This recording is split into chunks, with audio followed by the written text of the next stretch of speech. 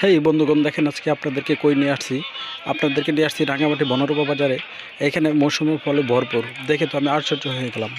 এত মৌসুমি ফল ফুটে ভরপুর, আর এত সস্তা দামে কেমনে বিক্রি করে।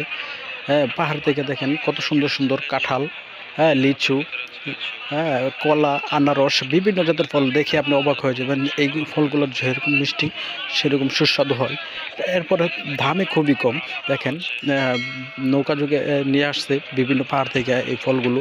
পাহাড়ি ফল আপনারা আগে থেকে জানেন অনেকেই, যে পাহাড়ি ফলগুলো খুবই সুস্বাদু হয়, মিষ্টি যেরকম হয় এরকম রসালো হয়।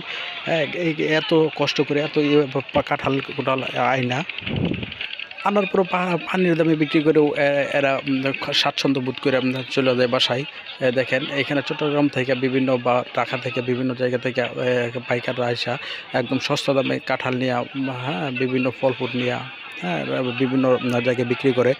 এই ফল ফ্রুটগুলাই আমাদের বিভিন্ন দেশের বিভিন্ন জায়গায় বিভিন্ন জেলায় বিক্রি করা হয়। এখান থেকে নেওয়ার পর এইখানে যেরকম পানির দাম দেখতেছেন, হ্যাঁ তা ওইখানে গিয়ে আর এইগুলো পানির দাম থাকে না, তখন সোনার দাম হয়ে যায়। তা আপনারা দেখেন, এই দেখেন লিচু, কত এত সুস্বাদু লিচু, আমি খেয়ে তো অবাক হয়ে গেছি। এত সুস্বাদু লিচু রাঙামাটিতে পাওয়া যায়। তবে লিচুর থেকে কাঁঠালের কথা কি বলবো, এত পরিমাণে কাঁঠাল উঠছে বলার